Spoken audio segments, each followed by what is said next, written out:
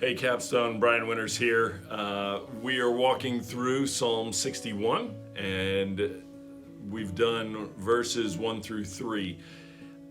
The thing is, David is going through a tough time here. He is looking for refuge, he is looking for shelter, and we pick up in verse 4 as he continues to cry out to God.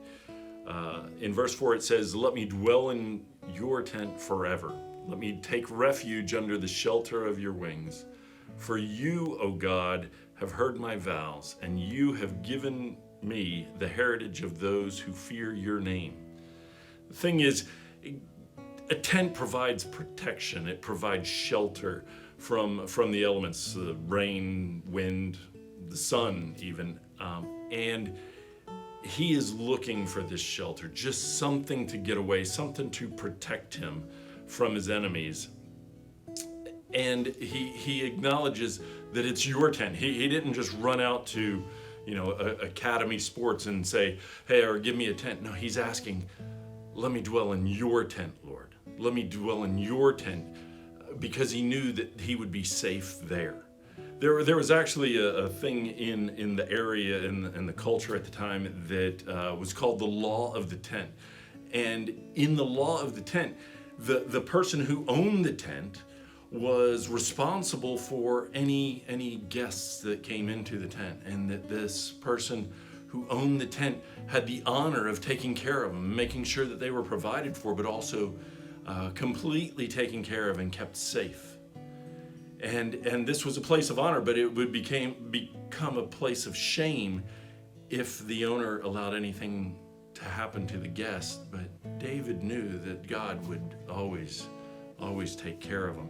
It does point out something really kind of interesting to me, though, because wanting to seek shelter means that there are tough times, and there is no need to find protection if there is no threat.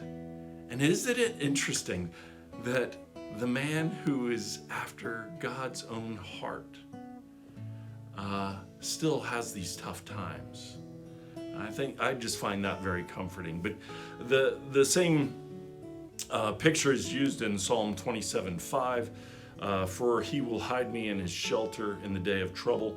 He will conceal me under the cover of his tent, and he will lift me high upon a rock."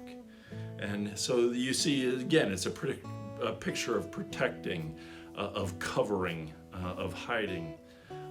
And then verse 4 continues, "Let me take refuge under the shelter of your wings." And I just think that this is a beautiful picture of a mama bird, and the baby bird nestles up to her, and she covers the bird with her wing and protecting that baby bird. There's a closeness there, but also the mother's wing is protecting the bird from wind and rain and anything else, any danger she's protecting. But it's a little bit different than the tent, in that the mother bird is actually feeling what she's protecting the baby bird from. And even though the baby bird feels very, very safe there, the mother bird is taking on the beating, if you will, of what is going on, what she's protecting that baby bird from.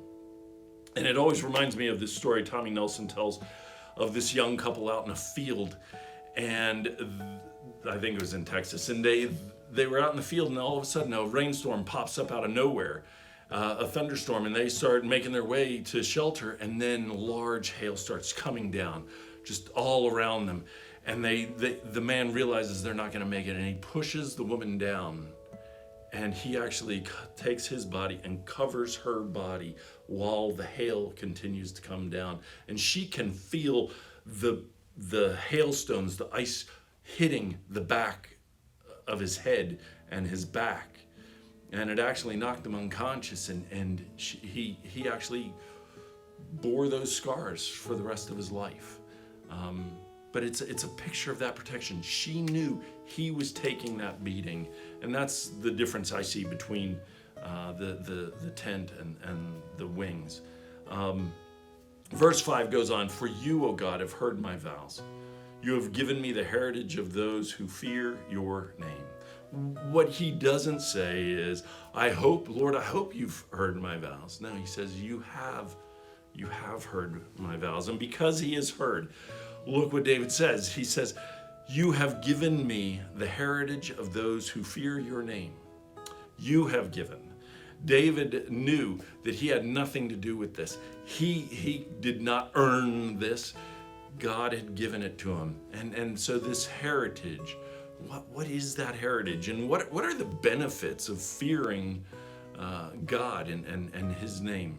Well, Psalm 34:7, the angel of the Lord encamps around those who fear him and delivers them. In Proverbs 19:23, the fear of the Lord leads to life, and whoever has it rests satisfied. He will not be visited by harm.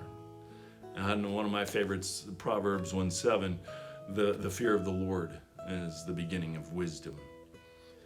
So you have given me the heritage of those who fear your name.